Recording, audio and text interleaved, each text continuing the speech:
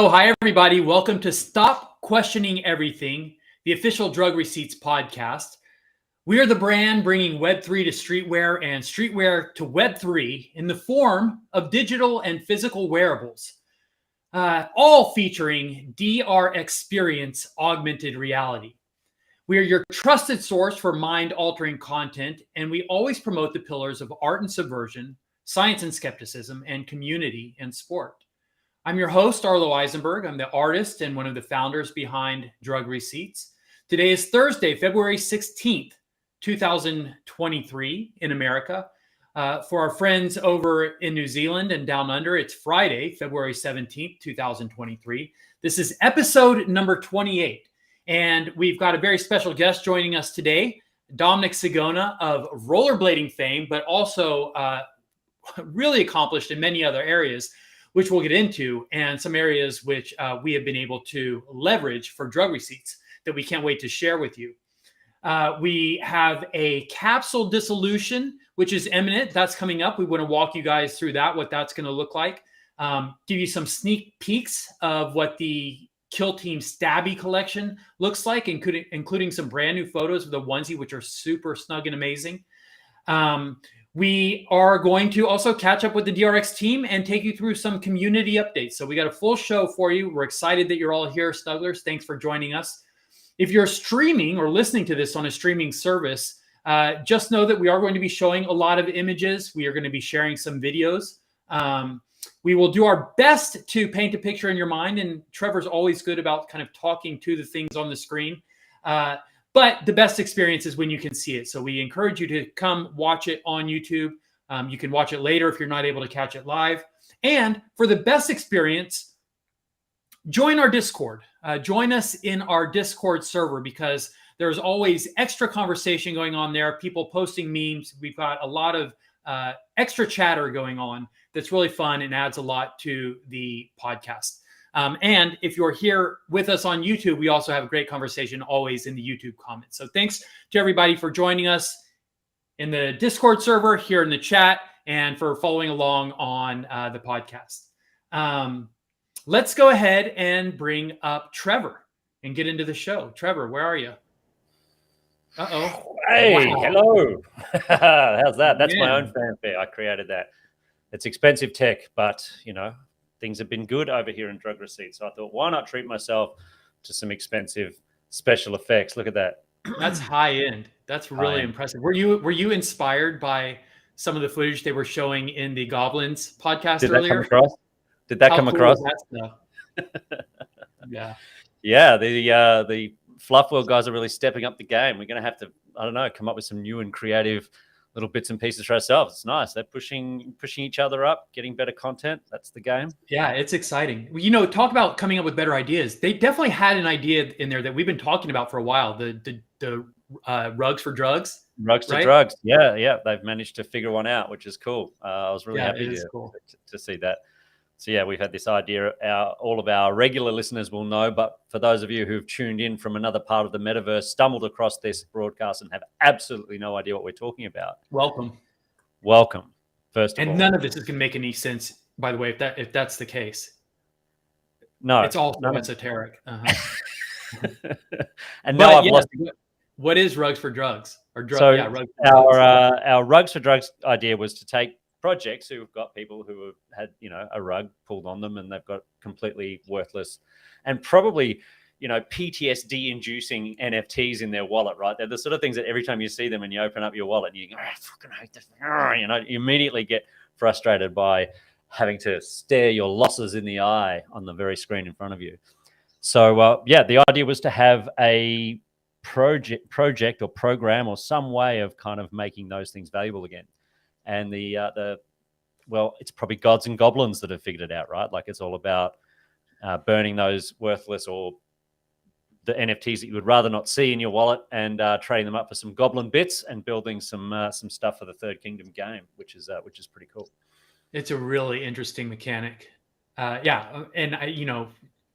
we're all going to have to do some some real soul searching, like even with the seekers. It's all going to be. Are you going to sacrifice? Are you going to? I don't know yet. Yeah. There's still a lot more research to be done. I want to look at the websites that they listed, see what the arguments on either side are on the arguments on either side are. I wouldn't expect you to do it any other way, Arlo. I would expect you to have a thorough examination of both sides of the quandary and make a informed and unbiased decision as to whether you're team A or B. Me, I'm going to chop my army in half and sacrifice half of them and keep the other half and sit on the fence. So yeah, I wonder what you guys are doing. Chuck it in the comments below. Let us know. Are you team Seeker or team Goblin? Are you a follower of Valen? Which I was really happy that they played that song because we feature in that in the theme song for the Third Kingdom. So that was cool. Or are you is it the White Robot? Are you a follower of the White Robot? This, I guess, will all play out. We'll see how many we lose very soon. Lots of interesting lore that they're introducing there. But so, Trevor, we're all smiles and this is fun, but we've actually had internal meetings with you throughout this week, even where, you've been without power. You were cooking at a hot plate because you didn't have anything working in the house. And I know that there are still a lot of people over there in New Zealand who are still without power, and conditions have not been great.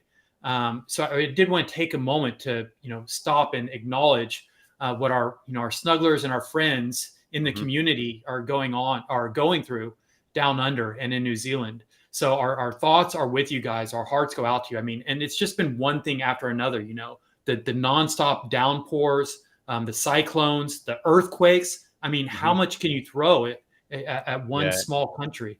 Yeah, we're under fire at the moment. It's been pretty eye-opening, like,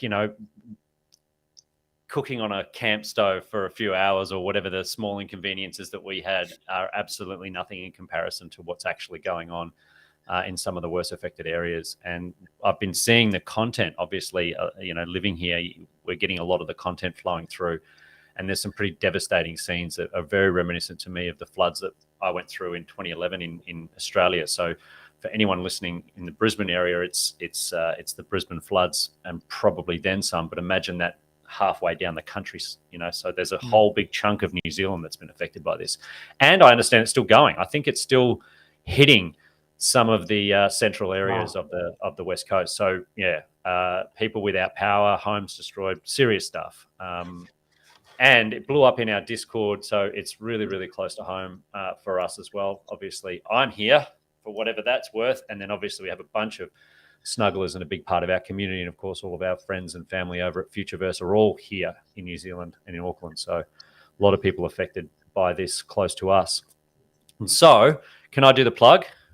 Yeah, please. Can I do that now? So even though this is a drug receipts podcast, we just want to share the Fluff post that was thrown up earlier today. Fluff have partnered with Easy Crypto and Binance to support David. I never get his name right. David Latelli, I think, or David Littell. I'm going to hop it in the comments for that. To set up a donation kind of network that you can dump some of that crypto that's in your wallet that you made on the Kid Called Beast Mint, or maybe some old Dogecoin or something that's gathering cobwebs, and you can put it to a good source there, a good cause. Joellen, we have thank you. There's a bunch of QR codes on the screen now. If you're listening to this on an audio device and you want to do this, you just need to come back at 9 minutes 30 into this podcast, and you'll see the slide with all of the QR codes. So if you've got one of those cryptocurrencies and you want to help the people who are in serious need right now, and it's not very often that New Zealand calls for help, please use those QR codes, and we'll make sure that all of that money goes to people who need it most. Well, so I might be a little bit torn about whether or not to burn any NFTs or not, but I won't. I don't have to give it a second thought. I will definitely throw some Doge at that. I've been looking for an excuse to get that out of my wallet anyway. So now I've got a good excuse to get rid of it. I know he's a regular listener. So Elon, if you can wait until all of that Doge gets dumped into that wallet and then just tweet about it, and then the Doge price will go through the roof, and all of that money will do so much more good than it does currently. So just wait. We'll give you the green light, Elon. I know you'll be finger on the trigger watching along. waiting for that moment. Thanks for But that, in all Trevor. seriousness, thank you to everybody in advance, right? Like that takes the time to give a little bit. It'll all go into doing a whole lot of good to people who really need it. And stay strong, New Zealand. Stay strong. Indeed. Our hearts go out to you guys, snugglers. Speaking of hearts going out, actually, we've got another thing to talk about. So this week was Valentine's Day, right? Thank you. This week was Valentine's Day, and we had the Broken Hearts Club claim. It's our second greeting card that we've done. With the first time we kicked it off was for the holidays around Christmas time. We did a DR Xmas card, and it was a free claim to all of our holders. It went over really well. And then it turned into a little, bonus something down the road. You were able to claim a capsule if you had the holiday card. Yeah. So now for Valentine's Day, we've not to expect things, right? Like we've got to set this up, right? We're doing another one, and yes, the last one we did, people got rewarded for it, but that can't be the expectation. This is a Valentine's Day card from us to you. Exactly. I mean, we think that the cards are really precious, and they are just a gesture from us to you. And so it's nice when there can also be a little bonus, surprise and delight with them, but it's not why we do it. We hope that you enjoy the cards for what they are, and that's the spirit that we give them. And so we wanted to do that again for Valentine's Day. Yep. Cool. So we did. We created this Better Off Alone Broken Hearts Club card in true drug receipts fashion. It's got the drug receipts ethos here, and then we also made an NFT version of it, which you could claim, and the claim is still going on right now, guys. Right. Now. So you have until the end of this podcast, essentially. These podcasts usually run about 2 hours, so about 90 minutes from now, this claim will close. So at 10 p.m. Central Time. But if you have not gotten your claim yet, Trevor, how can someone go and claim this Valentine's card? Yes, that's a great question, Arlo. They just need to go to brokenhearts.drugreceipts.com. And of course, they need to be a snuggler. So you have to have a Drug Receipts Genesis token in your wallet. Connect your wallet. Very safe and secure connection. We obviously take all of that stuff very seriously. And we know that there's been a heightened amount of this stuff going on more recently as the market seems to be turning a bit. So is the increase in scams, and they're getting more sophisticated. So if you want to make sure you go to our Discord and go to the official links channel in our Discord, where you click the official link, which is brokenhearts.drugreceipts.com, connect your wallet and grab yourself a card. One note about that, in previous releases, we've actually added a note to our mobile interface, which I think we neglected to include in this one. But it is important to note that if you connect through MetaMask, when you're on a mobile device, don't choose MetaMask. Choose connect your wallet or connect the wallet and then choose MetaMask. Otherwise, it won't work. It's a strange little quirky thing, but otherwise it will get you tripped up. And I say this because I think that the interface runs really smoothly. We've all tested it, and we haven't heard any complaints. And this is we've done this several times now. This kind of claim, they run really smoothly, except I have two parents. And they're both holders. And so I've been on the phone with each of them trying to walk them through the process. And what seems easy and intuitive, and straightforward for me and for, I guess, most of us, you take for granted how hard it is for, some people out there that aren't as familiar with the, all this kind of interface. So if you have parents out there who are holders, please share a little love, spread a little love, and help them claim their Broken Hearts Club card. It's interesting you bring that up, Arlo, because today I got served an ad by by this network. So by YouTube, I got served an ad. I was watching another piece of content. And Domino's Pizza now have a wallet. So instead of it being like some kind of app or loyalty card that you get, you create a wallet. And I believe, I haven't looked at it yet because it's the first piece of content that I've seen, but it felt like they were sort of either at least very much using the language, but more than likely they've created a Web3 style wallet that you create and that you connect to the store when you order and do all that sort of stuff. So you weird folk out there that haven't yet figured out what all this Web3 craziness is all about might be coming to a pizza delivery shop near you. So yeah, I thought that was pretty cool.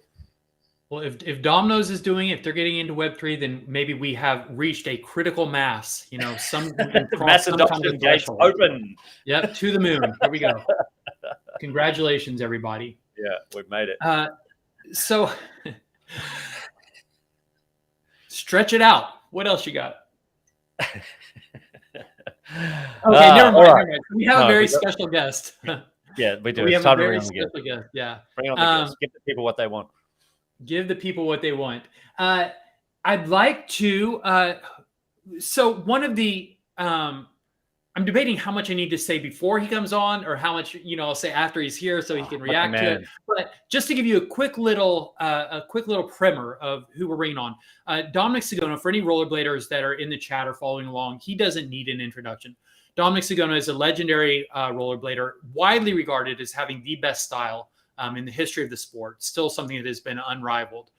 He is still skating to this day and has been posting some incredible edits, one of which we are going to share with you guys. But Dominic has gone on to become an incredible music producer, an incredible 3D designer, and 3D animator. And he has helped us with our capsule collection. So let's bring on Dominic so we can talk about all this and more. Please welcome Dominic Sagona.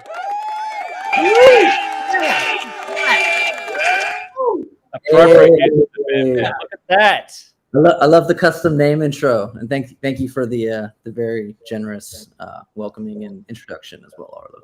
Thank you for joining us, and not just the name, but the fanfare. Did you hear all those people here? Yeah, that's a live studio audience. Made me cheer. That's our live studio audience. We feed them backstage, but that's about it. They don't get anything else. And just a little bit of food. So we've got some symmetry going here, Dominic, because I can see that you've got a "What Do You Believe In" poster, and I've got mine back here. What do you believe in? And I think both of us, these are both actually from the shoot, right? When we were putting posters up around the different skate spots. Yeah, this was from during when Jaron was in town, and I forget the school. It was like just some Orange County school, as most spots would have been at that time, but. It was up on the wall, and it was just during the filming. I'm like, I'm taking this one. Oh, nice. And it's kind of messed up, and it's like creased and like a little like just a little worse for wear. It makes them cool. But to me, that's what adds value to it. Exactly. Yeah. For me personally, so I've had that ever since, and I love it. It's not normally here, but I thought it'd look cool for the camera anyway, or for this show. And it's got rabbit ears. I'm sure all the fluffs fall. Yeah, you can kind of see there's the whole thing. Kind of pick it up. So yeah, I love this piece, and it's very typical Arlo art. If everyone who's part of the community is familiar with all of his back work and just everything he's done, yeah, it's so very just typical of your art. So I really love that piece.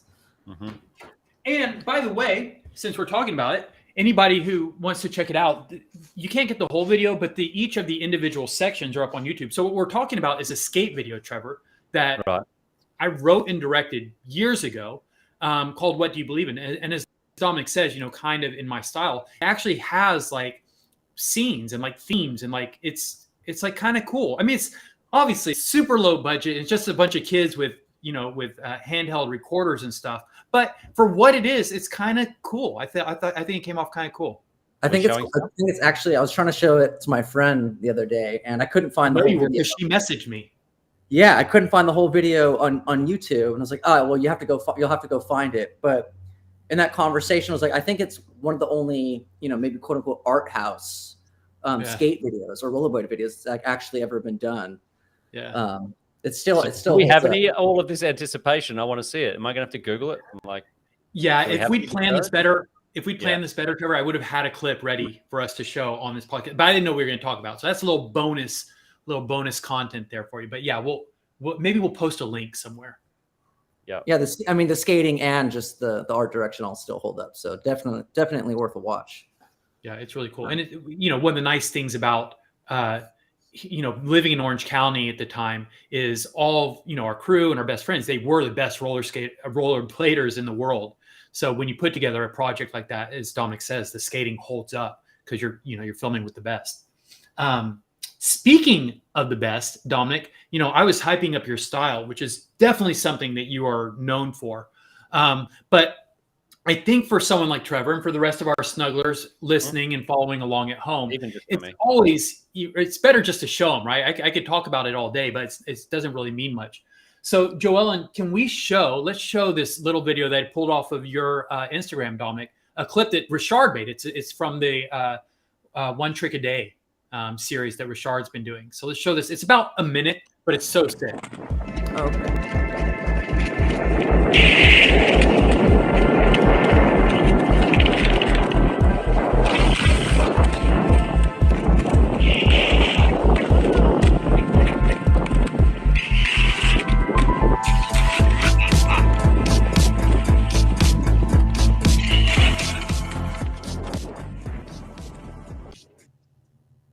And that's so cool. The thing to like that is so remarkable about Dominic's skating, he goes fast, but it's the way that he looks in between tricks, skating up to a trick, and the way that he lands and rides away from his tricks, and even the little like half crossovers he does in between tricks. I mean, everything about it looks so cool, but also effortless. It doesn't look like it doesn't look like it's affected or like he's putting it on or like trying to be stylish. It's just something that's natural. I guess, whatever your body shape is, whatever your natural range of motion is, a lot of those things will end up defining what your style is. But Dominic, you actually also is it something that you're conscious of or that you're kind of doing deliberately? I think, going back to just right now, your comment about the in-between moments, I think it's just from doing something for so long, it's like riding a bike. So it's just kind of the way it happens. Like it's just kind of how. Think about it. If you've been doing something long enough, you can do it at a high level, and it's not something that you're really thinking about. So it's just kind of the way it happens, really. I think it's pretty ridiculous to think that you aren't even thinking about like flying off a 6-foot concrete wall and landing on concrete with nothing but wheels underneath your feet, like effortlessly, not even thinking about it, going through the motions. That's some scary shit with some serious consequences if it goes pear-shaped, right? Yeah, I mean, if anyone who skates knows that you get your fair share of injuries and you get bumps and bruises just from the smallest sessions even. So it's definitely something to consider. But I mean, yeah, I guess to go back again, there is a little bit of thought that goes into it. Like at least I know, I think things will look better if you are skating faster. And you can tell if a trick feels good for yourself, or if you do land something, going that speed, usually that indicates, or, the feeling will tell you that will look good. So there are some things that are kind of like conscious about it, but they're just kind of like bullet points or like rules. If you do that or do that, then you're kind of hitting like these check marks of something that's going to work, at least on camera. Nice. But it seems like there must also be an element of like some kind of inner understanding or inner vision of what something that looks good would look like, right? Like you can tell that there are people, and this is I'm not going to take a dig at anyone in particular, but you can tell there are people who skate or who do any action sport who just lack that, right? They're not really, it's not even that they lack style, it's just something that they seem to just not even be capable of comprehending, right? What it would look like if they could do it. And you seem to have that, right? You have this like aesthetic built in.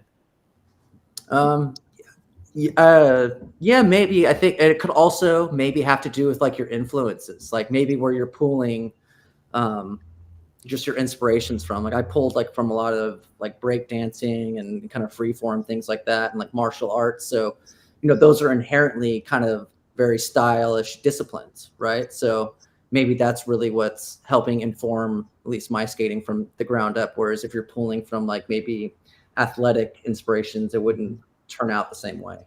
Yeah, exactly. I think that's well said. Yeah, it's just conjecture, but I would only assume that would be informative of what you're doing. Mm-hmm. I think something as intense as like breakdancing and martial arts and rollerblading and the like. You have to purposefully put your body into weird positions and do it without having any frame of reference other than your own internal kind of mechanism, right? That kinesthetic awareness of where your body is. So I think there's certain sports that kind of tune that awareness of that muscle a little bit. And I think that translates across to a lot of sports. You see a lot of athletes that are naturally gifted at certain sports. And I think you're right. I think it's that background, what you did maybe as you're coming up as a kid, helps refine certain motor skills, motor neural skills. Yeah. Trevor, when you were talking about, the danger of like jumping, on a 6-foot concrete ledge and then landing on concrete and all things that could go wrong. I was struck at the last Blading Cup, watching the competitors, compete. And I saw someone, jump at the rail, and it's probably like 8 to 10 feet down, a rail going downstairs. And they kind of missed the rail and then just ended up going straight to their chest and like their face at the bottom of the stairs. And in that moment, I was struck by this idea of like, if you told someone, hey, why don't you go skate at that stair set and then just jump and land on your chest at the bottom, everybody would be like, fuck. And that was, functionally, that was exactly what they did. That's exactly how it turned out. I had the exact same thought. I had the exact same thought when I was watching the footage from Blade Cup. I was looking at it like Randy's crazy fucking flying over the box onto the rail, whatever you call them. I'm sorry for my ignorance around the names of these things, but that's exactly what we call it. Yeah, I was box to the rail. Flying over the box to the rail for some kind of slide, and I was looking at it going, that's a chest into a rail, head snapped onto the concrete. Like that's a hospital trip if you just didn't land it right. And I can't. That guy defies logic, man. He is at a whole nother level in my mind to be of a more senior age and still be throwing his body at that stuff with that reckless abandon and confidence is remarkable. Absolutely remarkable. Yeah, Randy's still killing it right now. What's that, Dominic? Randy's still killing it right now. Oh, yeah. You guys both. I mean, you guys are a couple of examples of people that have been or have managed to sustain a high level for a long time. The footage that each of you guys get today still holds up. It's timeless, right? But Dominic, this is great talking about skating, but it's not the only reason that you're here. You are a great skater. Your footage, the clips that you get are still awesome, but there's a whole lot more that you've been producing that I'd like to talk about. And let's start by showing, Joellen, let's show this capsule, one of the killer capsules that Dominic created for drug receipts.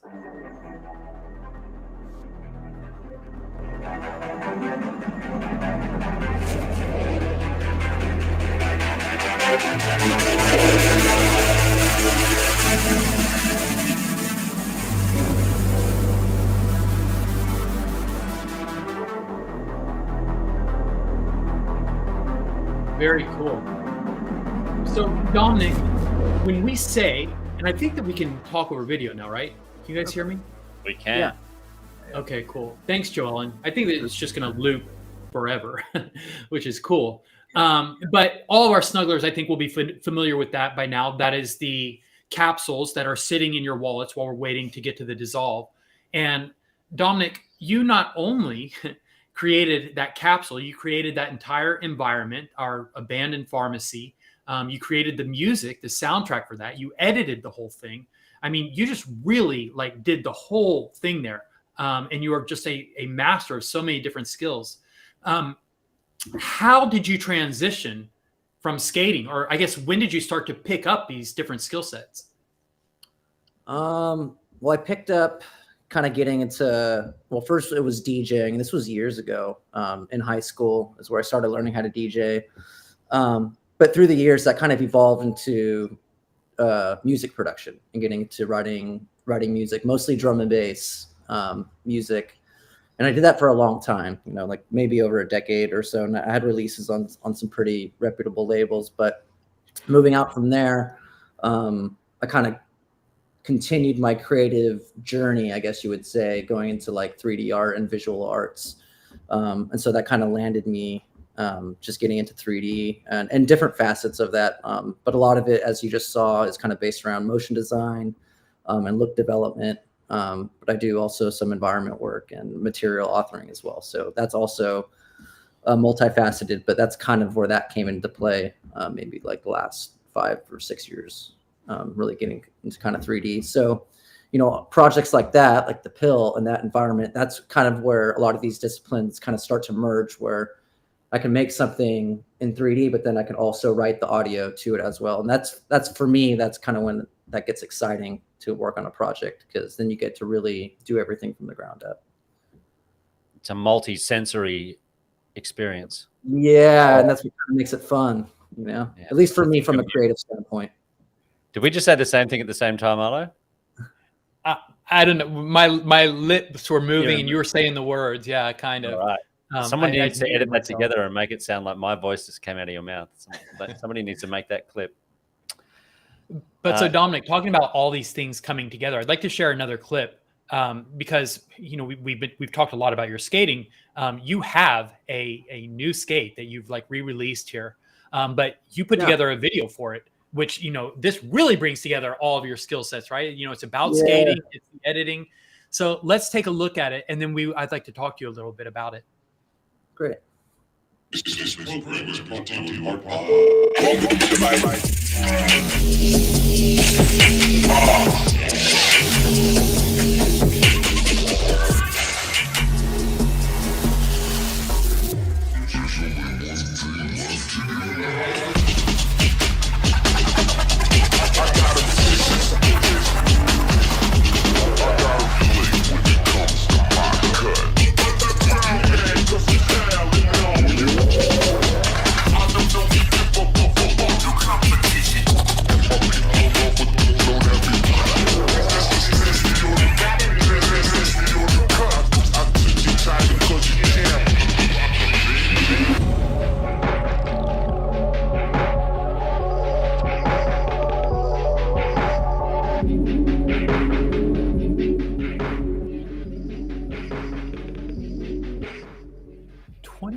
Is that true? Yes. That's so sick. But is that true, Dominic? Is it really 25th anniversary? Yeah. So the way that the new Sagona Sway project came about was for USD's 25th anniversary of being a company. It's USD's 25th anniversary, not yours. Yeah, not my 25th anniversary of being with the brand. Okay. Yeah. So that's for them. And then so they also did they had like a Feinberg skate this year, and I think they're working on I don't know how much is public knowledge, but I know that there's a couple other. Where's the Arlo skate? You got to hit up Tias, dude. Exactly. Where's the? He gave me my silver anniversary ring at the last blading. Yeah, yeah. You should have, and like that one is kind of a remake of one of my older pro skates. So you should do one that has like the orange laces and like kind of like the clean boot. Yeah, you absolutely should. We put that trait in the Drug Receipts collection. The gray skates, those USDs with the orange laces. Yeah, they have gray with the orange laces, right? Yeah. And the yellow skate too. It looks gold to me, so I wanted one. I didn't end up getting one, but I really wanted one that had the yellow skates.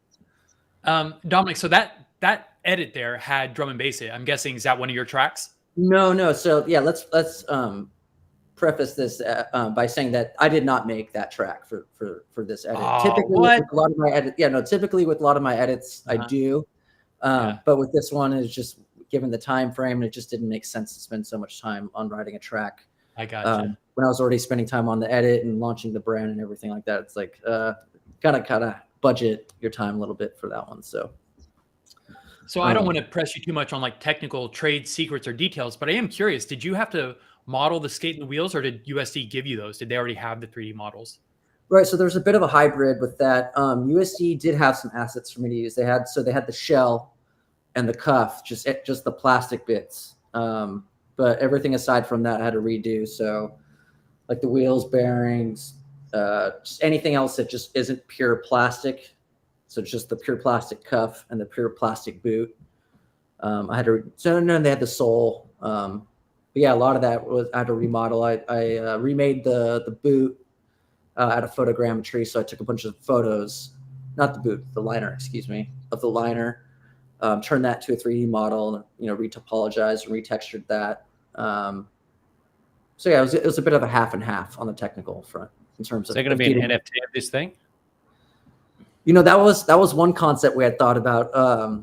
Actually, John Nicely, he had thought about that. He's like, dude, you should make a few that are NFT pieces. Of course, Nicely had that idea. Yeah. I wonder where he got that idea from. It's not a bad idea though. I mean, you could have made like turned like the ad into like each part of the ads into like little NFT pieces, and if you buy the NFT, then you get a pair of skates with it, or something like that, you know? Yeah. So it was a good idea, but it was, just with the time frame and where we were at with the project and with how much that went into it, it just wasn't something that we could, might be something you could time for. Might be something you could do retrospectively, right? Like anybody who buys them gets an NFT at some point down the track, right? When you I mean, you can still do it for sure. Looking 3D, like, I mean, you work so clean, bro. Like, making those assets, be a shame for all of that work that you did to not eventuate and be put in the hands of people. Like, why not? Yeah, why not? They're there, right? Yeah, we had conversations about that, so I guess it's something we could still do.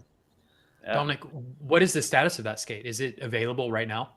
Yeah, it's out now. You can go to sagonabrand.com, and we actually launched a whole brand where we wanted to build an entire brand around the launch of the skate. So we built, we made shirts, jackets, a couple different model hats, and they're all available exclusively on the site right now. Is that the praying mantis shirts? I saw those at Blading Cup. Yeah. So we've got shirts, a bomber jacket, and then 2 different model hats on the site. Super sick. Really cool. Really cool. Yeah, that was all done, in conjunction. Like Richard does a lot of the marketing, a lot of the filming and stuff like that. And then with Michael Martino as well, he did the website and a lot of the like the 2D designs and put the clothing line together for us. So it was a team. That's really cool, right? That you mentioned Richard and Mike Martino. These are both also rollerbladers. But now, everybody's like kind of gone on and moved on and accumulated these different skill sets. And so now then everybody can kind of start coming back together and collaborating on these kinds of projects. Do you stay in touch with many other rollerbladers that, maybe like someone like Berta comes to mind, who I think is in a similar space to you? But are there other people that like are kind of in a similar space that you still keep in touch with? Yeah, like occasionally you'll see like people just within like the motion design community or like the 3D community, and you'll notice that they skate, and then you'll be familiar with them by association. But I don't want to say I go out of my way. I mean, I keep my friends through skating just because they're my friends. Mm-hmm. And by the way, Mike Martino and Richard and Dominic, all 3 of the people in that collaboration, they're all snugglers. They all hold drug receipts, Genesis tokens. So yeah, there is a drug receipts connection here. They could get their Christmas. They could get their Valentine's Day Broken Hearts card if they're listening in. Dominic, do you know how to get your Valentine's? Do you know how to get the Broken Hearts Club card? I picked it up. I picked it up as soon as you guys gave directions. Actually, you're not. If we keep you on this podcast until the end, you're not going to be able to get it because we're going to keep you right through the expiration date. So I got it. I picked it up I picked it up right now. Oh, you got it? Oh, sick. Yeah, I picked it up. Actually, we've had a bit of a run on them. There's been like 30 or 40 since we've been going. So pretty cool. I just got it. Awesome. Dominic, I want to show another video because I think these things are just so cool. And it's like, there's no better way to kind of convey like what you're about. And these things, more than just showing your skill set, they show your aesthetic. To me, like your skating, your taste in music, your style, when you put together these videos, all the things are related. They come from kind of like the same creative source. So this was, for me, was like one of the first things that I saw that really registered on my brain. It's like, whoa, Dominic is like doing some really cool stuff. It's the Alchemist video. Let's look at it and then we can talk about it a little bit.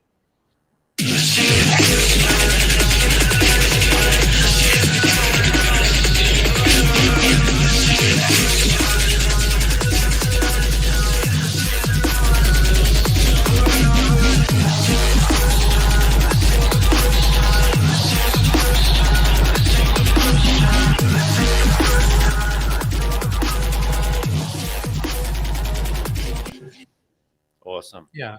I mean, it's art, it's just so cool. What can you tell us about that track? I don't want to presume anything, but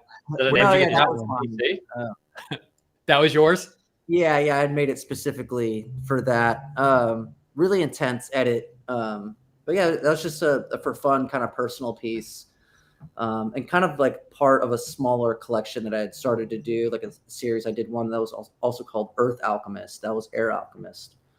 And they're both kind of similar, where it's like this sculpture that's kind of more morphing and rotating to music. So it's just kind of for fun. There's also some stills of that piece, which I also actually really like as well. I do have one of your stills, which I'm going to bring up here in a minute, because you talk to me about those. In fact, because you post a lot of stills, and they're just like these super incredible, super photorealistic like environments, in all different kinds of environments. From like beautiful, like kind of like forestry environments to like really gritty urban environments. Talk to me about your process or your inspiration for doing something like that. For an environment or for like a space? Well, yeah. What is the exercise in creating those environments? Well, which one in particular? Like every art piece is a little bit different, A lot of my work, though, at least my 3D work, and when I'm creating environments, it's really focused around usually like realism, and then it's just kind of an exercise in creating a space, and just how far I can take something, because you're really doing everything from the ground up, all the textures, all the pieces, all the set dressing, the lighting, just the composition in general. So it's just an exercise just in everything, really. It's just, aesthetics and lighting and everything like that. Yeah. So I phrased the question really terribly, but you answered it perfectly. That's exactly what I was looking for. Like, I'm curious, not any scene in particular, but what do you get out of the exercise of going through that process, like focusing, on such intense detail? I can imagine, I understand when we see a video, like one of the videos we've seen, the role that the environment plays, but it seems like there is a special value that comes from just really going all in on an environment and just focusing on a still frame, for instance. Yeah, it's I mean, a lot of my influences, or like things I like cinema in general, and so a lot of that's also just kind of exercising just like a beautiful style frame, or just something that aesthetically to me looks good. It's just kind of getting like a feeling or a mood out, just in terms of what the whole piece kind of looks like. So, and then that really differs from piece to piece. So it's kind of really hard to pinpoint, but generally it's just, they're exercises in realism and composition and texture, material authoring, and look development. Let's take a look at Feeding Ground. So we're going to skip to one of these stills. This is a really cool one. And I think also will have probably some little extra interest for a lot of our holders, because we're related to a project, or we have good friends that have a project called 0x Thulu that has a lot of imagery around tentacles, because it's kind of based on a Kraken-like creature. But these tentacles in this bathroom here, super interesting shot.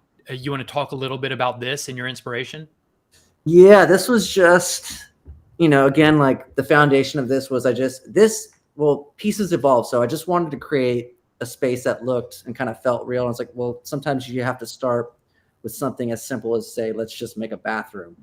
And then you start to kind of put these pieces together, and then it kind of turns and evolves from there. And I go, okay, well, now it needs to be a little gritty, and then now it needs graffiti on the wall, or now the stalls need to be all scratched up, and there needs to be water on the ground. And then from there, you're like, well, now it's just a bathroom. Now maybe let's tell a story.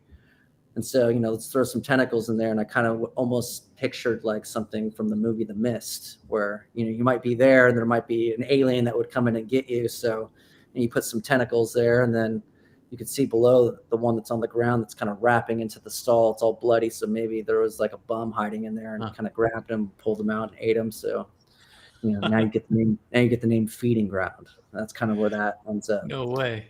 Yeah. Dude, I'm glad I asked, because I would not have got all that. That's so rad to know kind of what's going on in your brain. That's cool. Mm-hmm. Very cool.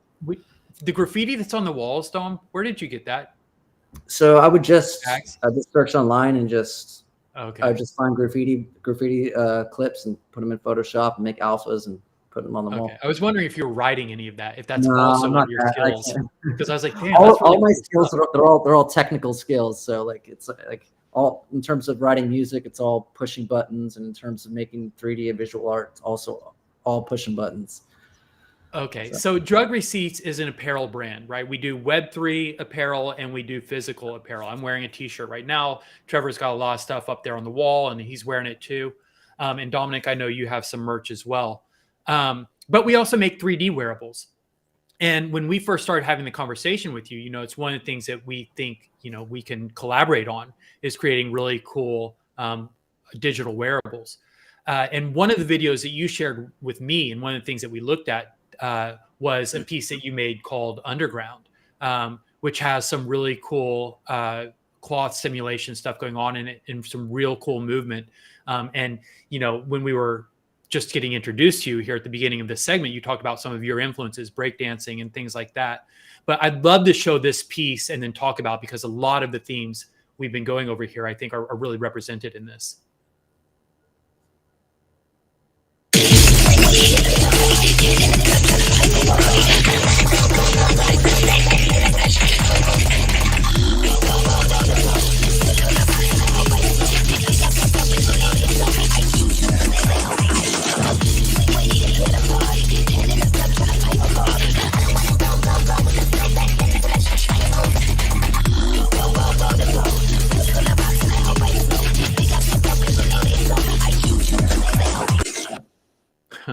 Wow. Did you make that track as well? I'm sorry? Did you make that track as well? I made that one too. Yeah. That's pretty impressive production. Yeah. You got to know that's always going to be the first question now. Any clip we play, the first question is going to be, did you make the track? Did you make the track for that? Now you've got a standard that you've set that you got to live up to. Yeah, man. Well, anytime you use someone else's thing, it's easier actually if you have the ability to just make something befitting of the piece. You can make something very particular and very pinpoint for what you're trying to put forward, and the track imparts so much of the feeling to the piece. So it's really important to have the right sound with it. Mm-hmm. Dominic, if you had sent me that video and said, here's a music video that I directed, I would have been like, awesome. That looks so cool. You crushed it. The fact that is all rendered, that is like 3D renderings, like blows my mind. It's just impossible to even get my head around it, how that's even possible. What's true anymore? Right. Seriously. What's true anymore? You're just about there, right? Yeah. What can you believe in? But so talk to me about the movement, the dancing, the character, and then the clothing that you had on it. Like, who comes up with the design? It's so distinctive with the real, with the long face and the long sleeves. What was the idea behind that? So much like Feeding Ground, and like with a lot of my work, and with environments in particular, sometimes the scope of the project just starts to balloon as you start to get into it. You start to discover that it might need certain elements or certain things to really bring the piece to just a palpable or acceptable level, at least for me personally. So it started off with just what would be a sewer space, and then as I was getting in there and starting to kind of like throw graffiti on the walls and kind of making this environment, I was like, oh well, maybe I need like a guy and a human in here again to kind of convey a story. So I added this guy in here and I pulled some mocap data. There's a website called Mixamo, and it's run by Adobe, and they have a bunch of motion capture data that you could use for animations, whether it be for video games or 3D. So I grabbed some breakdancing mocap data and I linked a bunch of different pieces of it together. And that was the foundation for the guy breakdancing. And then from there, as he's kind of moving in the space, I was like, well, he's doing kind of like a lot of twirling. So it'd be cool if he had these floppy clothes to kind of throw around, because they would kind of spin around. So I put him into Marvelous Designer, which is a clothing. It's a program where you make and you sew and you stitch clothing, through patterns, basically from the ground up, as you would do in real life. So I just kind of stitched. I made an outfit for him, and I just kind of made something that looked long and kind of weird and that would look cool on camera. So made him an outfit, Marvelous Designer, and textured him in Adobe Painter, which is where I made did all the texturing and all the distressing and all the ripping on the clothing, and then I put him back into Cinema 4D into the environment. Then you do some cool camera angles, and then after you have your shots, and you can throw it into an editor, and then you can edit it all together. And then once you kind of have it all edited, then you can make music that's kind of fitting. It's got a little bit of back and forth. So once I have the edits, then I'll write something that's upbeat and that makes sense for it, and then I'll put the music in, and then I'll cut the edits more to the music. So it's a little bit back and forth to kind of get to that final stage. Well, it came out. I mean, it's so amazing. It's such a sick piece. And you can see the comments. I don't know if you're following along in the YouTube comments, but getting really great response, and people actually asking some interesting questions, some which you answered along the way. So we had someone that had asked if it was animation keyframed or mocap, but you told us how you found the mocap data. So really cool. I was wondering, even it brought to mind, it's like, we're talking about how many skills you have and, talking about your background. It's like, you know what? He probably just puts on his own mocap suit, does the breakdance routine, and there you go. If I could only breakdance, that'd be great. Dude. No, yeah. I wouldn't put it past you. Yeah. Did you hear that they're going to make breakdancing? Apparently, this is unverified news. So fact checkers unite. But yeah, apparently they're going to make an Olympic sport out of breakdancing. I thought I saw that somewhere as well. Yeah, that's a thing. Yeah, I'm pretty sure that's a thing. Breakdancing is going to be. I mean, they've got skateboarding in it now, right? Yeah, I mean, breakdancing's hardcore, man. Have you seen what those guys are doing? They're flipping off fingers and like the strength and control those guys are displaying. It's unbelievable. Doesn't even How do they look judge the natural skateboarding? anymore. It seems like just sports. Like it seems like skateboarding or like rollerblading or breakdancing that it would be difficult to judge that sport for the Olympics. It's easy to judge breakdancing.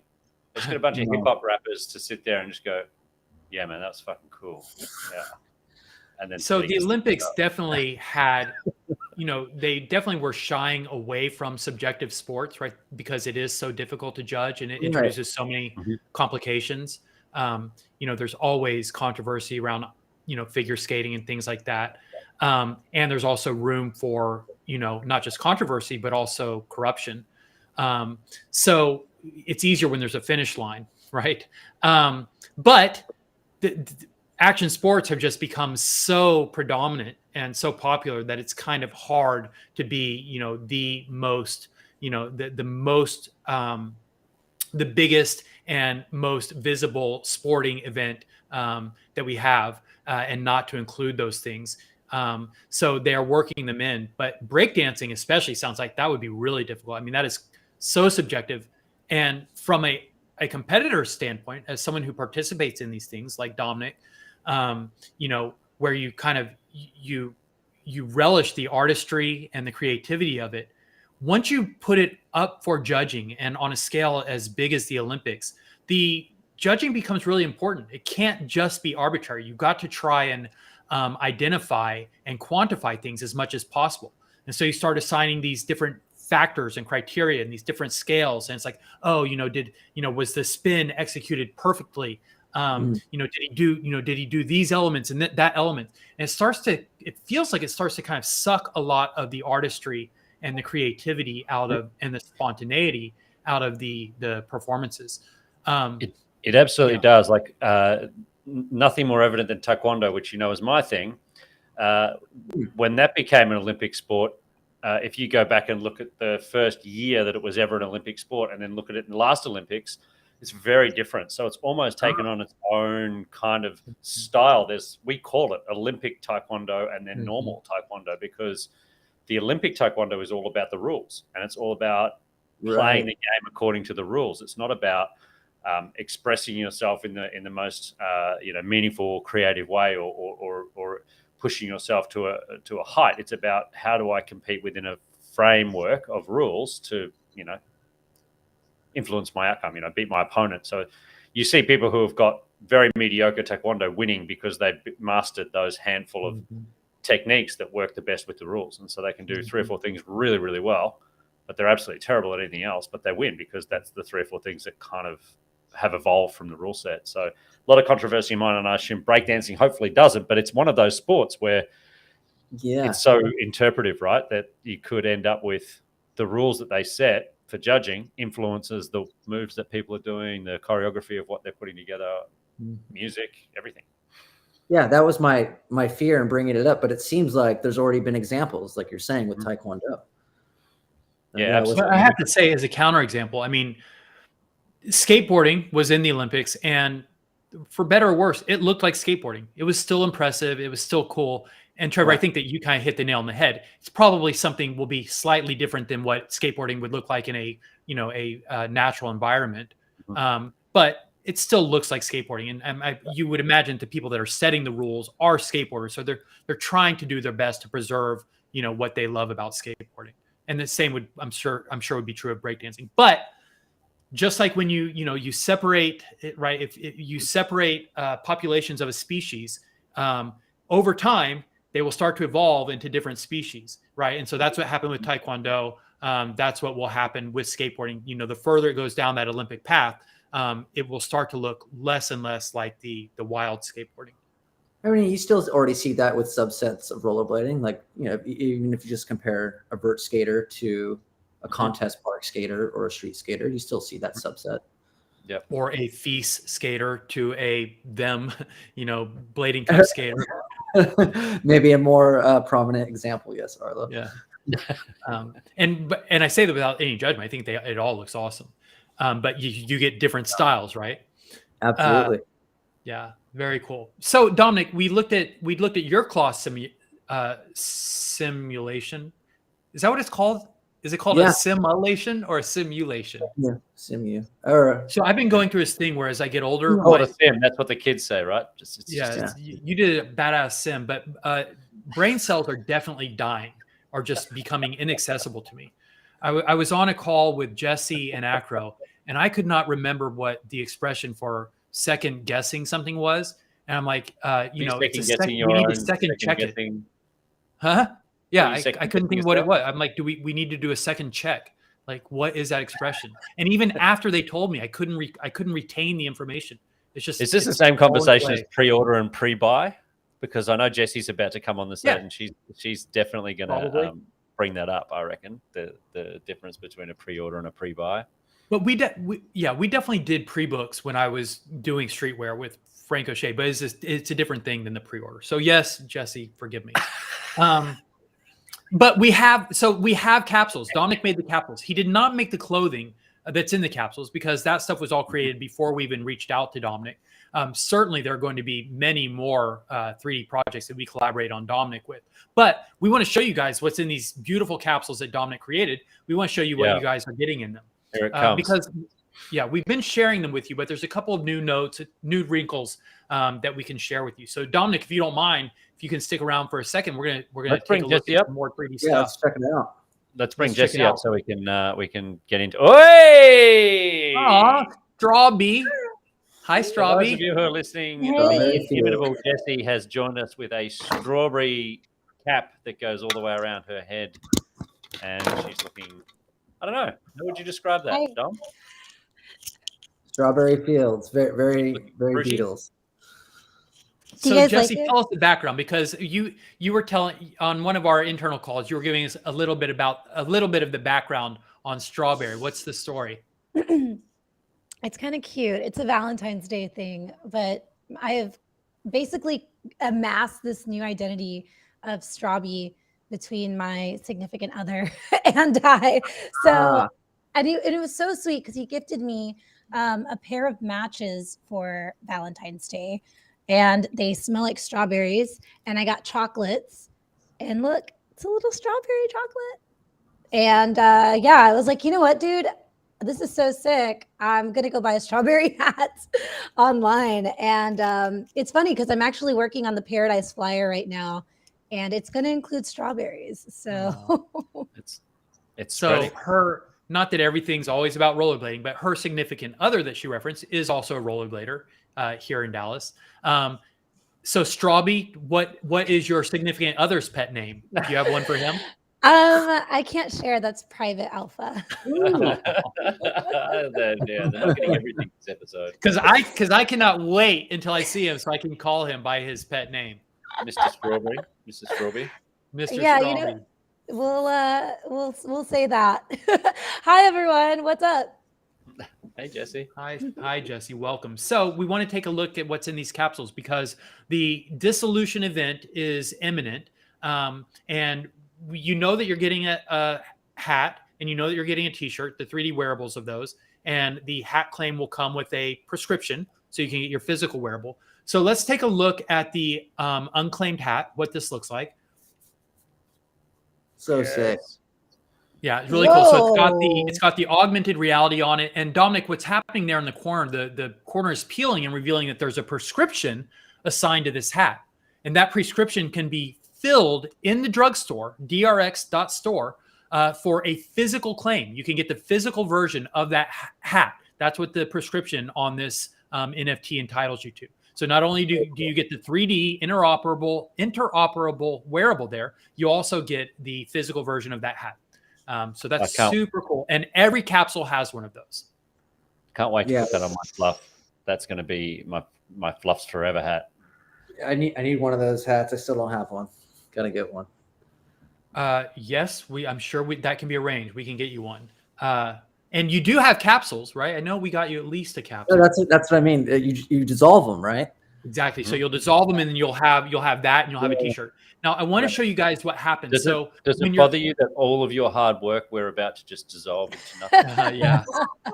No, that's what it's for. That love, that energy that you poured in to create such a beautiful piece, and we're just going to pour acid on it and just wash it away and replace it with some threads. We made it with that intent.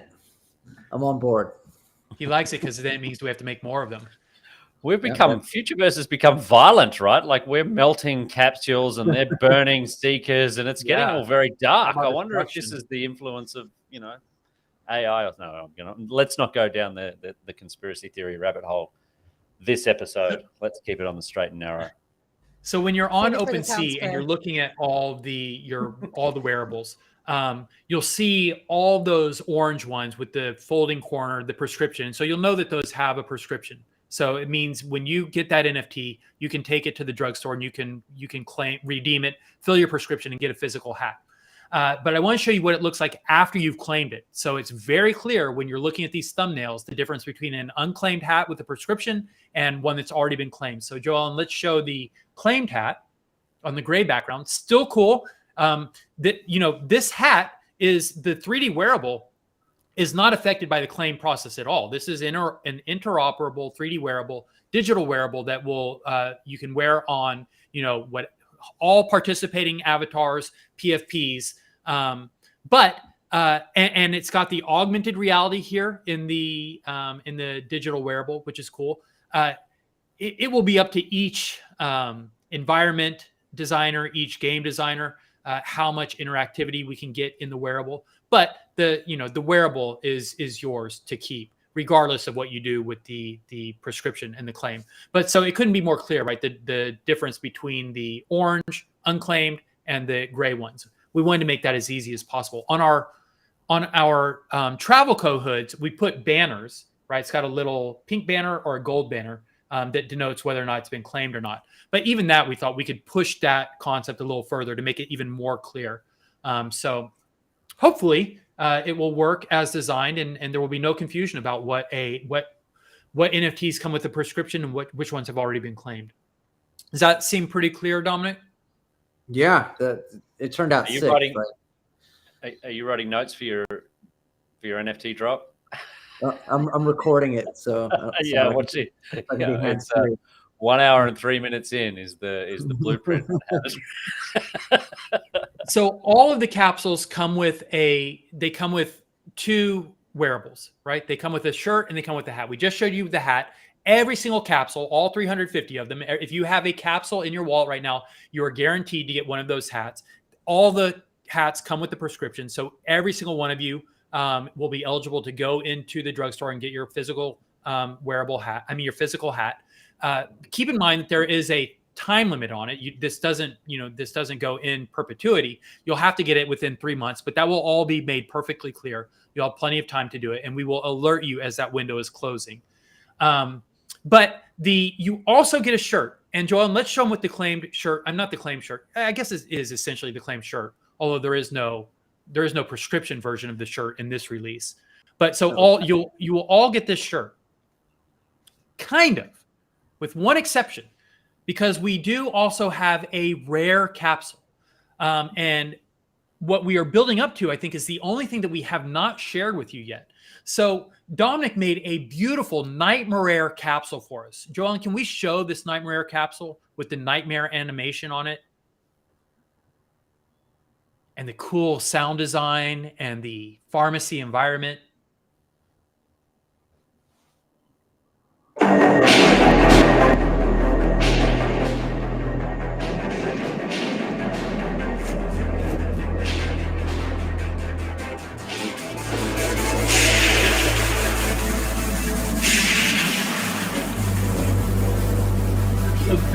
animated capsule right there is teasing something. It is a hint of what's to come inside your capsule.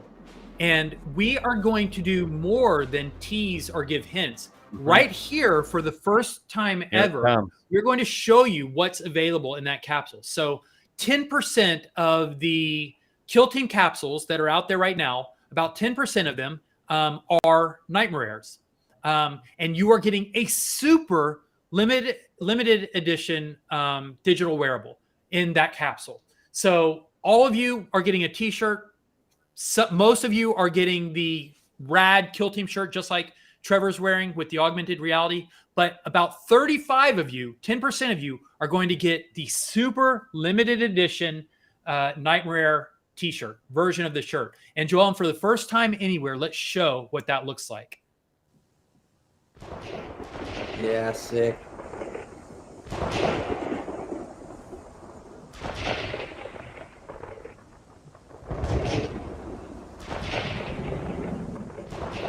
So it is a live, living shirt with lightning happening on the shirt. It's got the clouds and the spooky nightmare scene. It's got the augmented reality. Just a really rad, physics-defying t-shirt, which you can only do in the metaverse and in digital wearables. And so we are taking advantage of it. We wanted to start introducing some things that you cannot get in your physical merch, but that you can only get in your digital wearables. And so that Nightmare t-shirt is the first example of what we can do as we start pushing the boundaries of what's possible in digital 3D wearables, and the kinds of things, we are only whetting our appetite, just getting started for the kinds of insane things we can do with Dominic. When you put together kind of the ideas and the brain trust that we have at Drug Receipts with the aesthetic and the skill sets that Dominic possesses, I mean, it's really just so exciting, the kinds of things that we can come up with. So that Nightmare t-shirt giving you your first taste of what we can do when we start really pushing the boundaries of digital wearables. I love the fact that, when I first saw it, I had this vision of like being in that environment, like some kind of game environment, focused on something completely different. And the person you're talking to, which could be a bear or whatever, a monkey of some kind, their shirt is just a storm happening, like completely oblivious to everything else that's going on around them. They've got this shirt on that's just like thunder and lightning and everything. It's so cool, man. It's going to be such a cool item in the metaverse, I think, that shirt. And so the only way to get that is... I just wanted to throw out there, imagine... I want to hear from you. Yeah, when the strawberry speaks, people listen. The strawberry is speaking. I just wanted to say, imagine what that would do to, your burrow or your gaming environment. Like, just think what... Not only that could alter environmentally, but also what does it sound like?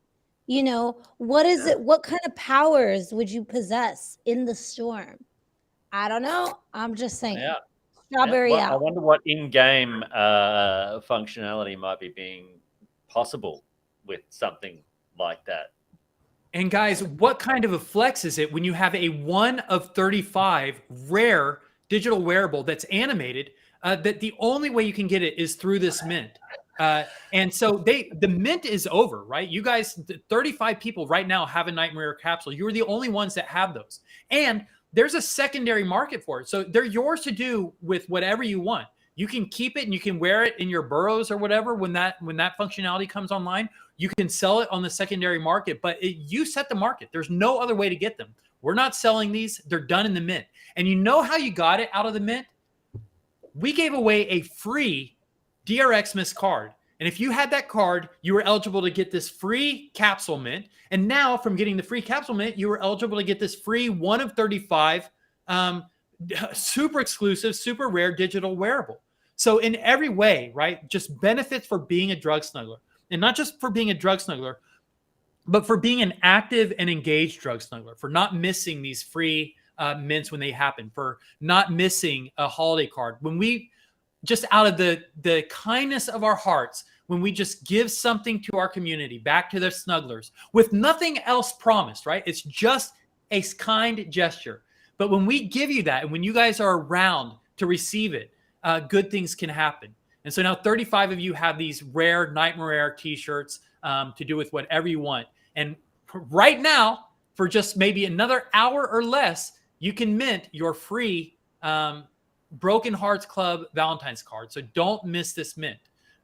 Get it because you love it and because it's sweet and because we made something really cool and awesome for you. And get it because you want to be an active snuggler.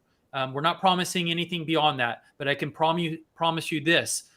Drug Receipts always delivers good things for our snugglers and for our holders. So if you are engaged and you engage and interact with us, then we will make sure that it's worth your while. Yes. That's the sickest shirt I've seen so far. I know I'm biased and I don't fucking care. That is the sickest shirt I've seen so far in this space. That's all there is really to it. Cool. There's 35 of them. That's it. No more. Yeah, it's not that many. Little Nightmare Rare capsules in your wallet. And you feel good right now, don't you? You feel great. Is that an angry strawberry? I had to mute myself because I don't want to cuss, but LFG. All right, Dominic, we are rolling. Be the cursing strawberry. Dominic, so I'm going to give you an option here because we're going to transition kind of into more brand-centric stuff. You're welcome to hang out. Be a part of the conversation. We love having you around, but you are under no obligation. Your obligation to us at this point has been fulfilled. We thank you for sharing your work with us, giving some insights on your creative process. Actually, before I let you go, I should just make sure that there aren't any more questions for you because we did get some good questions while you were speaking. Guys, anyone in the Discord or in our YouTube chat that has a question for Dominic about his creative process, about his skating, anything? Yeah, let's do a few questions, and then after that, I'll make my way. Awesome. If we have I any. think you're good, dude. I think you're good. If we get any questions, we'll pop them into the Discord, and you can look for them in there. Dominic, thank you so much for coming on, dude. Love you a whole lot. Really super stoked on your work and so happy that we're working together. No, thank you guys. This was awesome. I mean, I've been a long time fan of your work since baking cookies, man. Since I had like Roadhouse showed up. Roadhouse showed up and said, "Hey, Dominic, why did you skate with a T-shirt on your head?" A social experiment, and because Tom Penny. Because you wanted to see if it would catch on, and I'm sure, much to your amazement, someone actually did start doing it. Josh Petty was like, "Yeah, that's badass," and so then, yeah. So that just perpetuates the whole thing, of course. When you did it, you said, it's a social experiment. I'm going to do the most absurd stuff I can and just see if it actually catches on as a trend. But you're like, there's no way, right, that anyone's going to do this. And then next thing you know, Josh Petty got a shirt half off, another shirt tied around his head. That's why that's literally was the whole reasoning behind the 2-color skates. It's like, let's just see how far we can push, like pull what just look ridiculous. And then next thing you know, I'm at RSA and there's people with 2 different color skates. Like, that's the power of influence, but it's also the power of pushing boundaries. Dominic, it's why we're so happy to be aligned with you, because in so many ways, right, we are aligned, like aesthetically, conceptually. I just love the way you think. And yeah, couldn't be more excited about our future. So thanks for coming on, Dominic. We will definitely look forward to seeing more from you in the future. Dom, cool. Thank you, guys. Oh yeah. I'm sorry, Trevor. Where can Go the ahead, 5 Trevor, people you're right. that don't? Yeah, where can the 5 people that are watching this that don't know you? Where can they find you and engage with you? Instagram at Dom Sagona. That's my skate page. For the art stuff, I have a separate page for that. It's Dominic Sagona Art. That's at Instagram. There you go. Those are probably the two best outlets. Dominic, some of our snugglers, one in particular, Jamie, I know is following this, and she is super excited to follow you on your socials. But if you had to direct her to one account that had the most photos of you, like with your shirt off, for instance, which one would that be? I mean, and not on your head. I don't know if this is the spot to plug my OnlyFans account, but maybe she can send me a DM. Hey, our previous guest, old Greg, plugged the shit out of his. I felt like we were doing a walking infomercial for that guy's OnlyFans page. Jamie, you can slide into Dominic's DMs on his Instagram. Good luck with that. Dominic, thank you for coming on. You're awesome, dude. Thanks so much, guys. I'll talk to you all later. Bye. Yeah. Love you. Bye. Man, Love I you. can't Bye. believe how many things Dom is so good at, right? Like most of us would be happy to be able to do one of those things well. It's I just know. Like, everything you throw at the guy, he seems to be just excels at, right? Like That's like Very the like weird Randy thing Spice, about Randy Spice, like yeah, so talented. rollerbladers. That's everyone. Like Randy's freakishly good at like a ton of stuff that are like so off the spectrum. Dominic is another great example. Like I think being a rollerblader is like this. Arlo, is there some kind of study? Is there a Yeah. randomized placebo-controlled trial to showcase that rollerbladers are in fact superior humans? Or Well, so I will say this, right? When you demonstrate if you have the skills to succeed at something, right? You have the work ethic, you have the fortitude, all those things. Then it's not that surprising when you're able to apply those same skill sets in other areas. So someone like Randy or Dominic, who's able to get really good at skating, then I suppose it's not that surprising when they have other interests that they know how to get really good at those things also. And mostly becoming really good at something is about putting in work. So people that are willing to work hard, right, and that can commit to something and put in the practice reps, they'll get good at stuff. I think it's also output. I think a lot of people have a tendency to start something, get okay at it, and then move on to the next shiny thing. Whereas if you see something through, like you have some kind of goal in mind when you start down a journey like that, I think that's important. Commitment. Yeah, people absolutely. the commitment to see it through. So I think you're right. Like people who excel at one thing have figured out that there's a point at which you go, oh, fuck, then I'm sick of this and I want to do something different. But if you push through that and keep going, you reach those special heights. At least that's what I tell my 10-year-old karate kid, taekwondo kid. No. Jesse, you are a living like Valentine. I can't get over it. Like just look at you, just smiling with your strawberry hat on. Like it's just so sweet.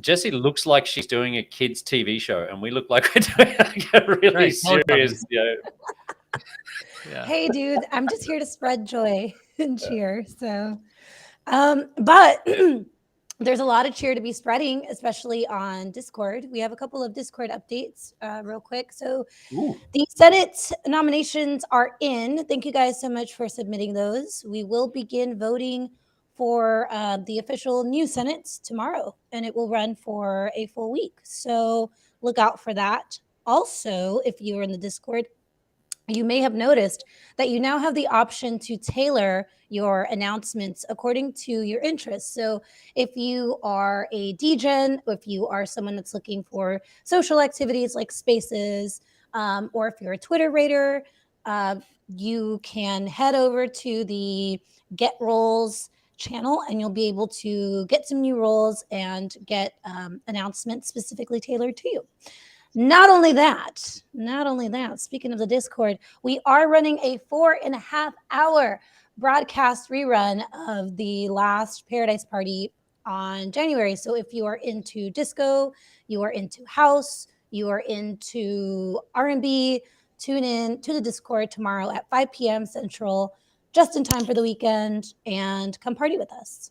And I love how you've always got a party going somewhere, Jesse. Like every time I talk to you, it's like, oh, I'm doing this party over here, and then tomorrow night, there's always. You should just have one of those hats that you can just stream your immediate surroundings, and there'd be like this 24/7 kind of party going on. That's the idea. You know what, Trevor? Life brought to you by Drug Receipts. You've just got to get a logo in the corner and a link, and we can talk. We can maybe make that happen. Dude, I tuned in for Jesse's live stream, her holiday live stream. What was it called? Silky Sheets? Satin Sheets. Satin Sheets. It was so good. And Jesse's like, I mean, look, she can't control herself. She's just got so much energy. But watching her on the live stream, like singing along with the tunes and doing push-ups on the floor. I mean, it was a fun experience. I got to see this live stream. Can we get a link to that? Really cool. Can we put a link to that in the description? She was dressed like an angel. Yeah. It was true. Yes, Or I was Cupid. dressed. Well, I was dressed like Cupid, but I have a feeling that we're going to need those celestial traits soon. Just She saying. was, This yes, So- she had her episode is trait. just raining alpha. It's raining freaking alpha. Yes. And one more thing, guys, before we move on to the next segment, according to our run of show. But I just wanted to say, yeah, I'm really stoked for this coming month. I can't believe that we're going to be almost 1 year old. So we 1 year are, old. no, Yeah. we're almost 1 year old. So we're going to throw a party for that. More details soon. But I do know if I'm in the, in the alpha drop-in mood, Trevor and I are planning some really cool Twitter space activities with some of your favorite projects. So be on the lookout for that. Did somebody say mega space? Wow. Someone saying it. And speaking of spaces, Trevor, take it away. Oh, is this my plug time? This I think Yeah. I think Jesse's jumping to the end of the show. Hold on, She got hold on straight there. to the Slow heart. down. Hang on. One thing that I would like to put a bow on, because we got through a lot of the capsules, the capsule dissolution with Dominic, but there's a couple of things that we left out. One thing is we made such a big deal of the rare Nightmare Rare shirts. There's 35 of them. Well, there's one other thing in the capsule collection which is even more rare. There's only one of the thermal drug receipts included in the capsules. We ran a random number generator, so it's actually already been assigned. So it's someone's capsule sitting in someone's wallet already is entitled to that thermal drug receipt. Joellen, Somebody has it and they don't even know it. Yeah, can we show the NFT of this receipt that one lucky snuggler is going to get along with everything else? Oh my God. It's so real. It's so And real. we were just marveling at Dominic's, prowess with 3D animation and 3D modeling. This super snug and cool receipt was done internally. Our very own Acro did that. He brought that whole thing to life and just crushed it. So cool. So we're just surrounded by talent everywhere. When you put good things out there, the universe gives good things back, and we are just attracting like all kinds of talent. And when you put all those resources together, you end up with an amazing project like we've got here with drug receipts. So amazing. Nice work, Acro. And congratulations to one of you lucky snugglers who's going to have that when you dissolve your capsule. And that NFT also entitles you to the hand-drawn version of it. So we will have a claim set up specifically for you. One lucky snuggler, you're gonna get the hand-drawn version of it. And it doesn't get any more rare or precious than that. You see it there? Yep. Meow. Talk about Marrere. I know who's Rare. got it. And I'm open to bribes. I know who it is. If you want to know, you know where to find me. Come into the Discord and put your bribes up in mainline, and I may tell you who it is. It has. Super Bowl, we're looking at you. Commander Sachs asking when they will dissolve, and I have it on good authority that they're going to dissolve next week. I'm going to give you a sneak peek of what the dissolve page looks like, so you can know what to expect. Because this is the first time we've done many claims already in the project. This is the first time we've moved our claim essentially, and that's what the dissolve is. We moved the actually, this is our first time to do the dissolve process. The dissolve process is going to be on our store, so you'll see that the interface looks a lot like the styling of our drugstore, drx.store. So Joellen, let's go ahead and share the dissolve page here just to give the snugglers an idea of what the dissolve process is going to look like. You can see that once you connect your wallet, it will show all of your eligible tokens. It will show your eligible capsules, and you'll be able to select all the ones that you want to dissolve, or you can easily just select all. And then you'll dissolve your capsules, and they will immediately populate in your OpenSea. And you'll also be able to navigate easily over to the product page in our drugstore, so you can claim your free physical hat without delay. Because as soon as you dissolve, the hats will be eligible to claim. The physical hats will be eligible to claim in the drugstore. So that's coming up next week. Yeah, something to look forward to. It's amazing. It's absolutely awesome. And it's open for how long? How long can people claim? There is a window. Dissolve. That's a good question. Actually, there's no window on the dissolve process. There's only a window on the physical claim. So if you wait, if you never dissolve your capsule, you'll just hang on to your capsule. And if you dissolve it in a year from now, you'll still get your digital wearables. Just there will be no more physical hat. You won't get a prescription anymore. So yeah, you could hang on to it forever. And also if you happen to have the one that has the receipt, if you never dissolve it, you'll never know that you have the receipt. Get the receipt. I wonder if it'll stick around. Like if you know, it'll be like one of the last ones to ever be dissolved because people will be waiting and waiting and waiting. Or it ends up in some locked wallet that someone lost the password to, right? We just never find out. No. Does that mean I get it? Does that mean I can claim it? Well, we should point out and just remind you that any of the capsules are eligible to get the receipt, right? It doesn't have to be a rare capsule. Any of the capsules, the killer capsules or the nightmares, that played no factor. When we did the random number generator, it was from 1 to 350. So it could have been assigned to any capsule. But it has been assigned and we know who it is. Mm-hmm. So yes, it's all going to happen next week. People, get yourselves ready. Get, $3 or whatever the gas will be worth of ETH in your wallet so you don't miss your opportunity and you can claim your hat straight away and have it shipped to your residential address. So by this time next week, you could be rocking a drug receipts cap, maybe, hopefully. And our strawberry, our resident strawberry, put together detailed medium articles that walk you through the process for how to dissolve your capsules. And there's a separate article for how to claim your physical hat. So those also will both go up. So there won't be any question as to how to do it. We think that the user interface is all pretty straightforward and it should be easy enough to navigate, but all of your questions will be answered in the 2 medium articles. So you can look for those. Thank you, Strawberry, for that. You're welcome. And Strawberry, if you don't mind, because I know that you were eager to get to just jump right to the end of the show. I think we go straight to the end of the show. No, we've got more, don't we? Don't we have? We have a little bit more we'd like to share with the snugglers. So right now we're about to dissolve capsules, but we have another mint coming up. Jesse mentioned our birthday next month, which is really exciting. March is when Drug Receipts was born, essentially. It's when we minted. So there definitely will be some birthday festivities going on in the month of March. But there is also a major mint that we've been building up to for a while now, and that is the Crypto Walkers Kill Team Stabby collection, which will also be minting in March. All of you snugglers have been following along with the progress of that. You've seen the amazing merch, including the Kill Team Stabby hoodie and the Kill Team Stabby onesie, which everybody is just fawning over. But we've got some new sneak peeks to share with you. So without any further delay, let's show you what some of these things look like. First of all, I'd like to show you the t-shirt.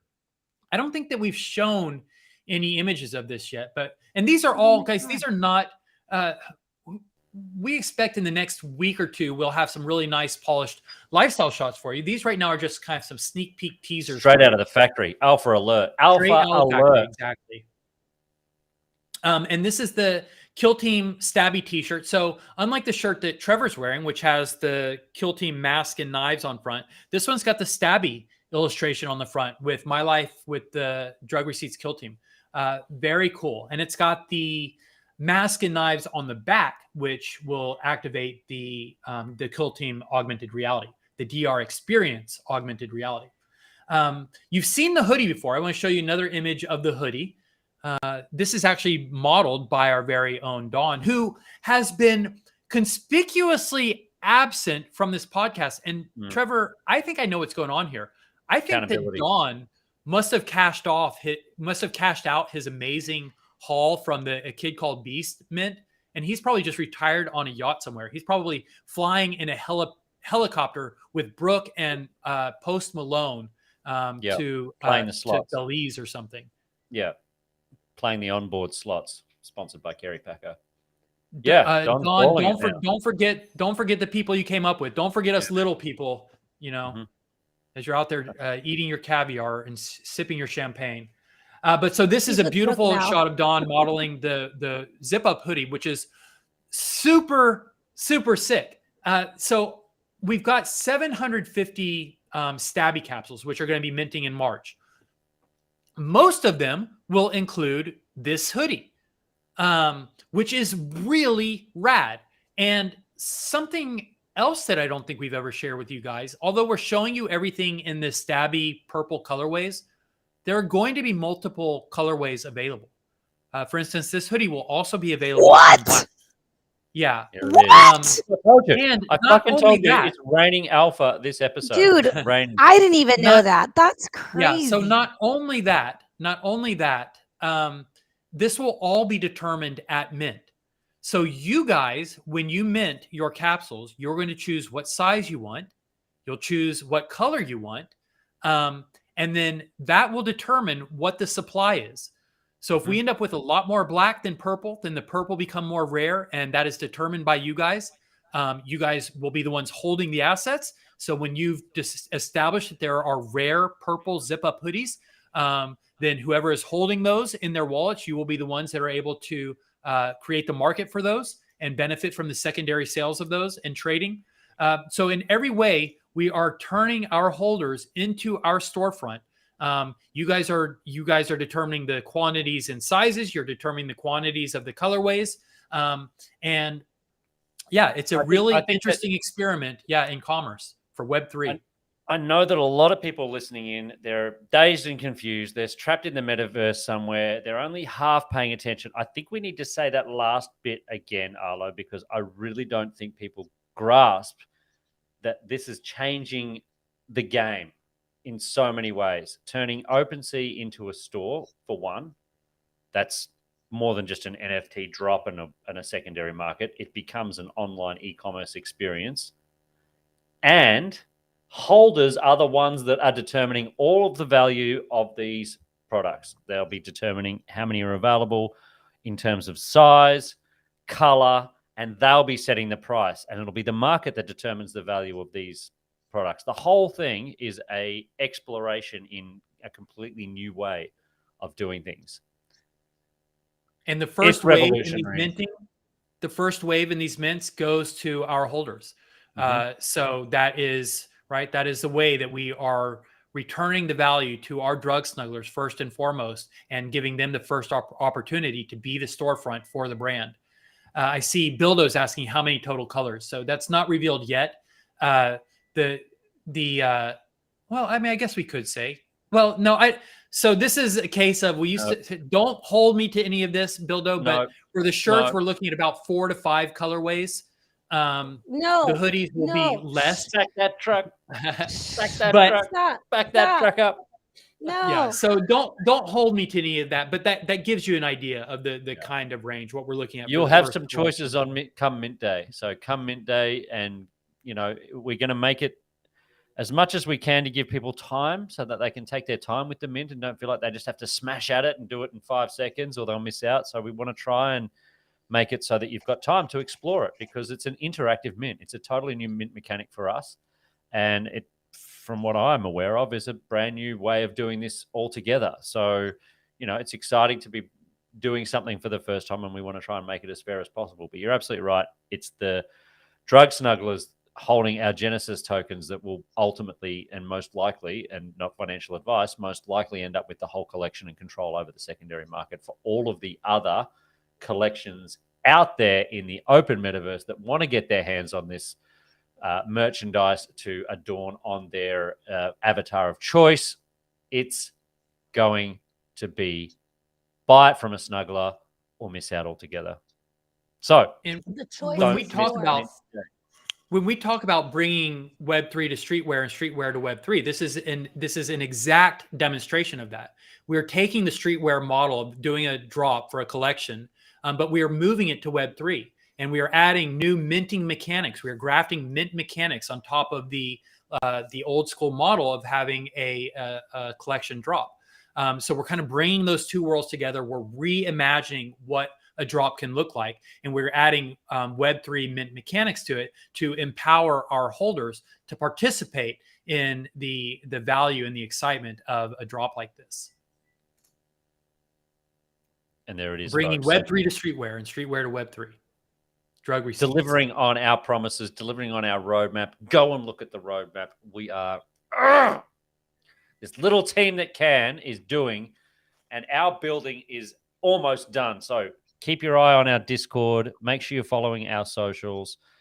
Make sure your sister is following our socials. Brother, if you've got a brother, grandma, your dog, your cat, but absolutely anybody who has a wallet should be following our socials and trying to get their hands on a valuable drug receipt prior to this mint. It's coming sooner than you think.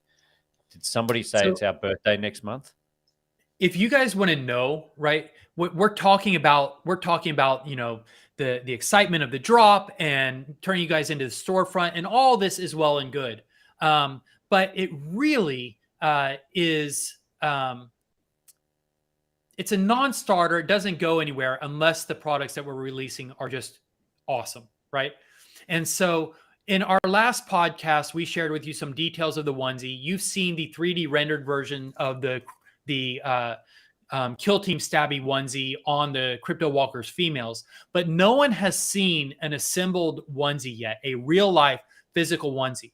And so for the first time, guys, right here, right now, we are going to show you some early preview images, some sneak previews, first time seen anywhere, right here, right now, and stop questioning everything. And if you don't think that this thing is going to be generating excitement within our ecosystem and far beyond it, and trust me, we are working with PR partners right now to get this thing out into the general public. I mean, this is going to, we are trying to create a big buzz around this collection, and we are starting with the onesie. The onesie is our spearhead. It's the thing that's driving this ship here, and it's going to get attention, a lot of attention on this project. So you guys want to see what the buzz is about, what all the hype is about? Joellen, let's show these images of the Kill Team Stabby onesie.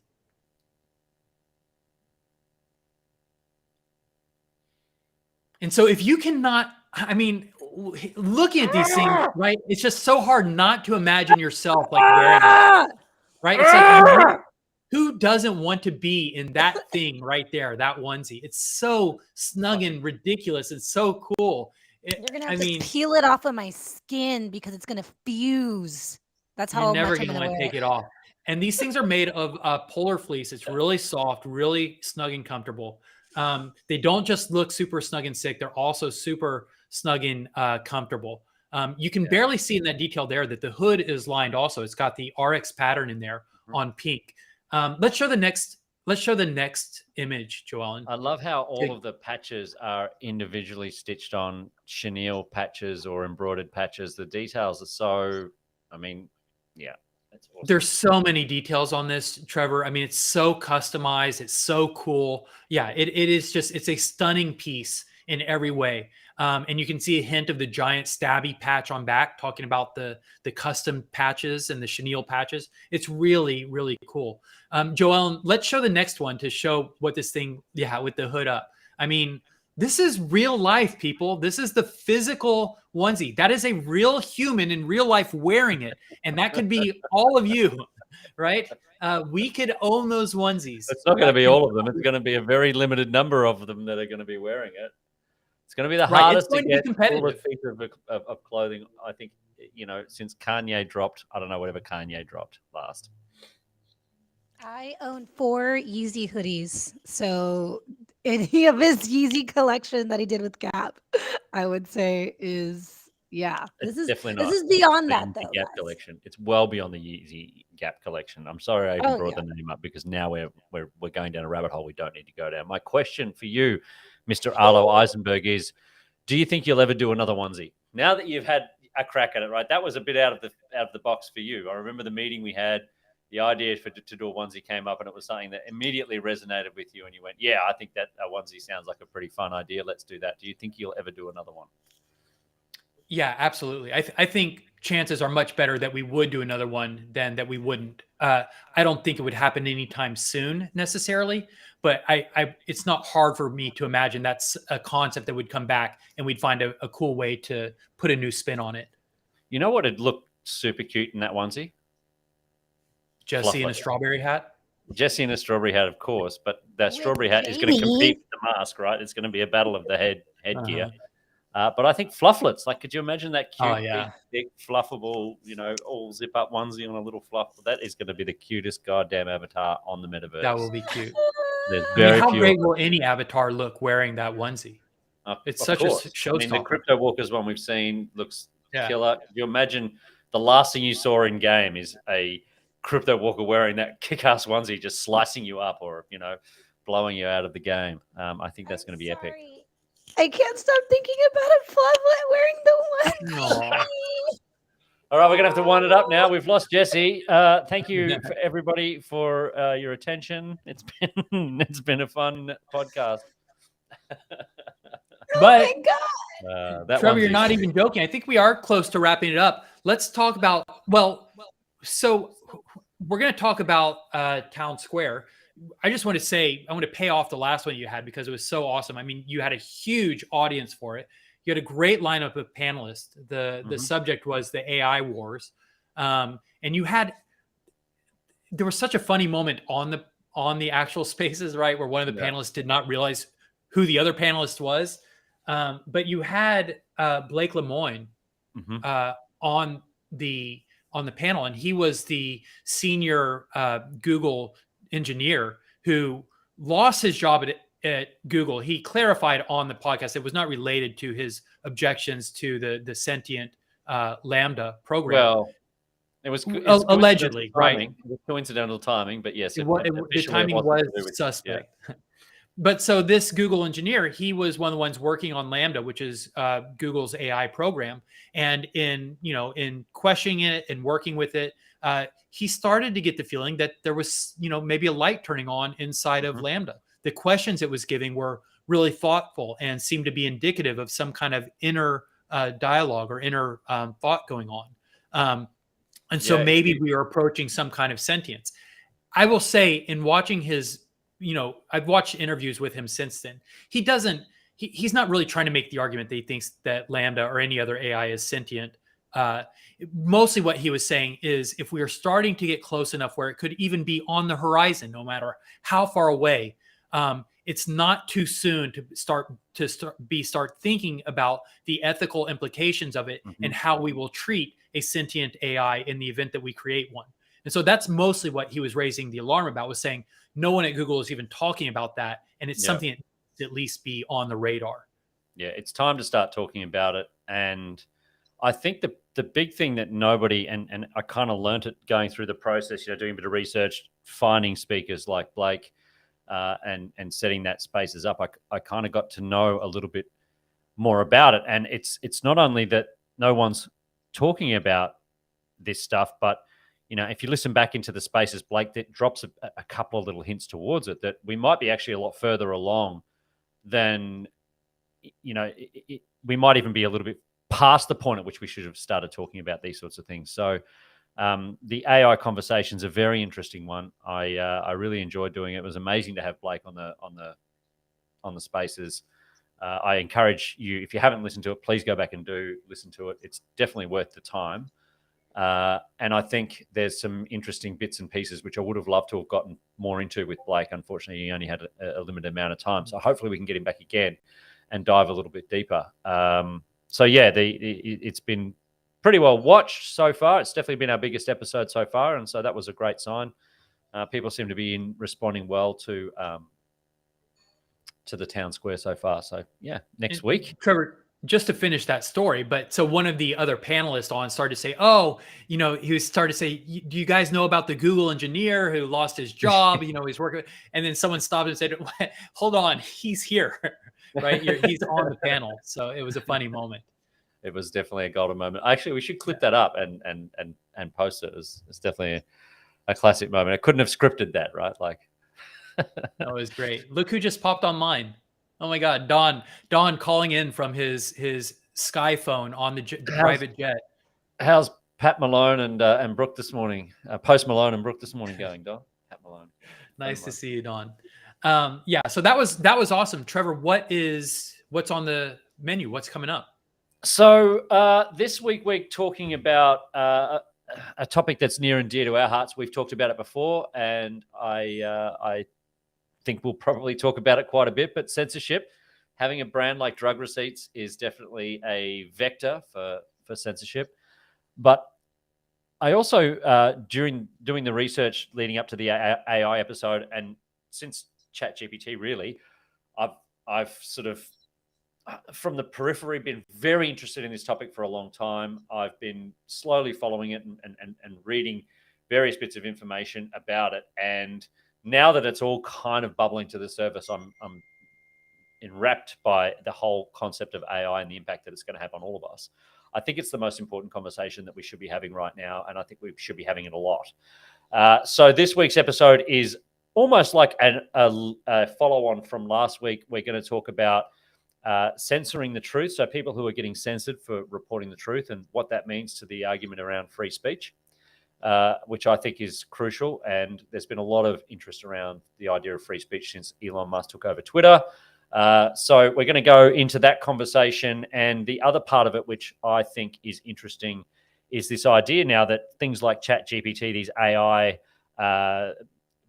platforms, programs, beings, whatever your kind of place in that equation is, are now producing content and filling the content flow or the information flow with content that's generated by a artificial tool that nobody seems to be fact checking.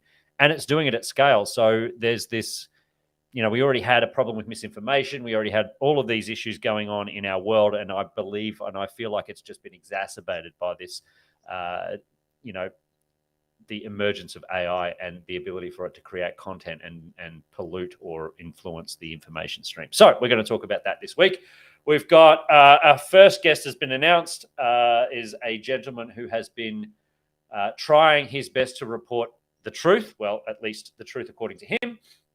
And Sam has also been banned a number of times. I haven't had confirmation on the number, but I think it's something like 5 or 6 times that he's been banned from Twitter for posting content which he has independently researched and produced.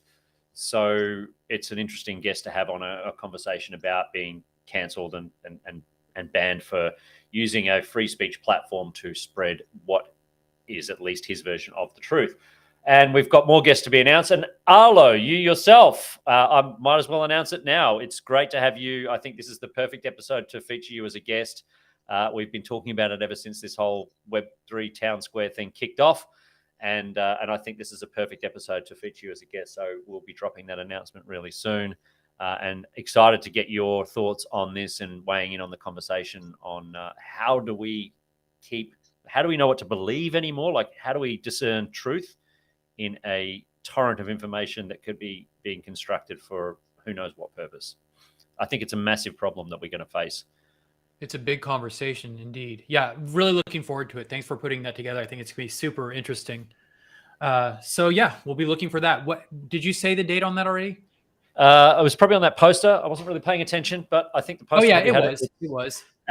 We've actually moved to a new time. It turned out the Sunday night time slot wasn't making it easy for us to get speakers to commit, which makes sense. So we've moved it to Monday, 8 p.m. CST, which is Tuesday afternoon, about 3 o'clock for people in New Zealand, and I think maybe 1 in the afternoon, something like that for the Aussies. So it's a fairly decent time for everybody. Hopefully we see you there next week. Spread the word. Come join it. If you know somebody who's been banned or blocked or somebody who has had close experience with this, I want to hear from them. Please tag me, introduce me, do whatever you need to do, and we'll bring them on the show as well. It'd be great to share some of those stories. Perfect. Appreciate it. Okay. On that note, awesome, guys. So stay glued to our socials so you can follow any updates. You'll get the latest on the moving time slot for that Spaces. But as long as you're following our socials or in our Discord, you will get the most current and up-to-date information. But there's a whole lot of other reasons to follow our socials. We post a lot of content. And of course, we've talked about all the cool giveaways that we do for our community and our holders. So you want to make sure that you're following all of our socials at Drug Receipts on Twitter and Instagram. If you've enjoyed this video, like it, please, if you're watching along on YouTube, and subscribe to our YouTube channel. Join our Discord if you're not already in it. It's where the conversation is always going 24/7, and you get to engage with our snugglers, who are the coolest, best, nicest, most engaged members in the ecosystem. So come talk to the snugglers in our Discord and our founders and our team members. We're all in there. Thank you guys for being. Oh, do we have to sing happy birthday to somebody? Oh, there you go. There's where you can find us on Discord. Guys, everybody, thank you so much for being a part of this awesome episode of Stop Questioning Everything. Jesse, Joellen, Acro, and to a small extent, Dawn, who came on for the last 2 minutes. Thank you for showing up. But Dawn does so much behind the scenes that, of course, always a big thanks go out to him. And, of course, to all of you drug snugglers, thank you guys for showing up for another awesome episode of Stop Questioning Everything. And for all that you guys do, you're the reason we do it. You make it all worth it. We'll see you in the Discord. We'll see you in the socials. Uh-oh, happy birthday. Wait, no, happy birthday. No, it's not Dia's birthday again this week, but there's a mint. Is it still open or is it closed? Are we closing the mint? 1 minute. It's closing now. It's closing now. Your Valentine's card. Oh my God. Closing Right right now. now. Valentine's Day card you missed out. Then you're going to pay for that. I never made it. Broken Hey, hearts. Joel, can we show Broken the hearts. let's show the Broken hearts. NFT of the Valentine card on the way out. Let's close on that. Bye, All right. everybody. Bye, Thank you, everybody. snugglers. See you next time. Snug and love ya.